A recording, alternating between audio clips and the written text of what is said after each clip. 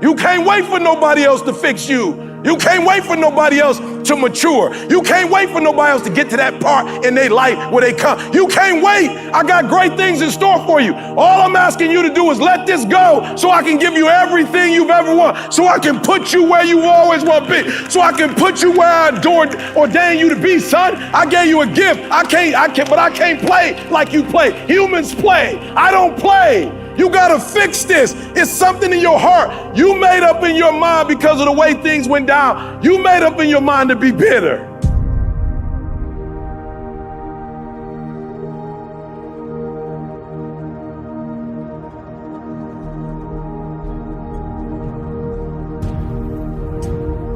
I don't know who you are, but before I get in my word, we're gonna have to deal with this. And so you have not been able to, with all your fasting and praying and not eating. People tell me all the time, Pastor, when we gonna fast?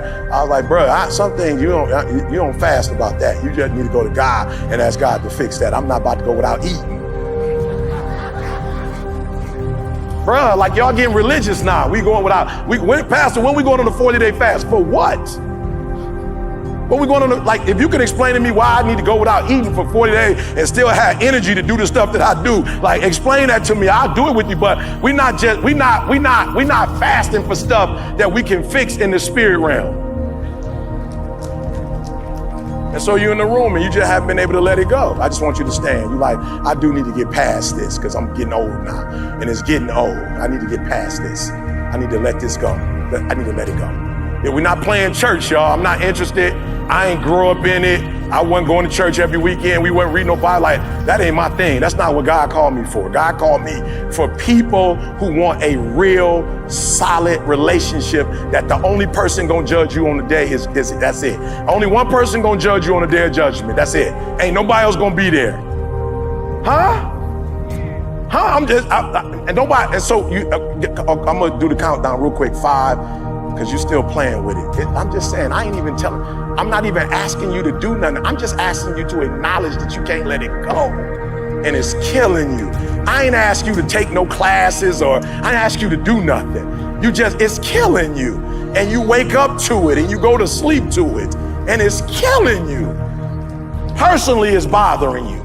3, God is calling you. You're just standing because you want to. Come on, we ain't here to have church. Ain't no order. 2, God's calling you. Come on, you got today. Like, yo, today is your day. Just get it out your spirit, get it all out your system, so you can move forward. God has great things in store for you. I'm telling you, I've been there. I had to drive that 700 miles to go knock on my Father's door to let it go. And I'm saying, God, why I gotta drive? I didn't ask to be here. Why I gotta go drive and knock on my man's door? Why I gotta make it right? I'm not telling you to be fake. You're talking to God. You ain't talking to no other human.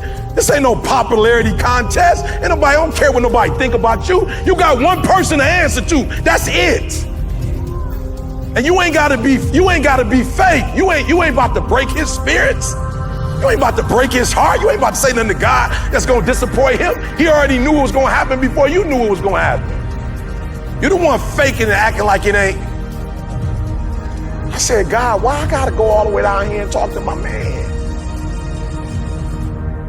Why I gotta ask him? Why I gotta make it right? He said, because it's your life and you can't wait for nobody else to make it right. You can't wait for nobody else to fix you.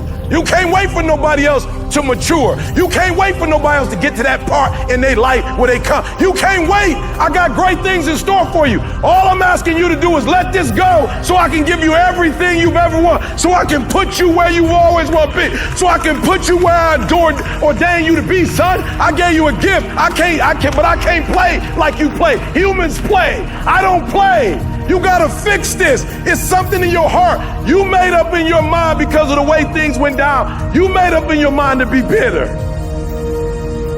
You had options. You chose bitter. You chose angry. Now you hurting yourself. You done dropped out of school. You living in an abandoned building. Son, you killing yourself. You've allowed this thing to destroy you inside out. I can't let you I need you to go and just take care of it. I'll drive the car, play gospel music, put your windows down, get you a Coke, a caffeine-free Coca-Cola. Do whatever you need to do, but get your butt to that house. God said, between me and you, you ain't even got to drive down there, but you think you do. So since you think you got to go down there, go down there. Do me a favor. When you leave, don't leave the way you went. When you leave, go home. All my people that know me know, like, yo, he been doing what he was doing, but yo, when he came back from there and he forgave his father, he took off.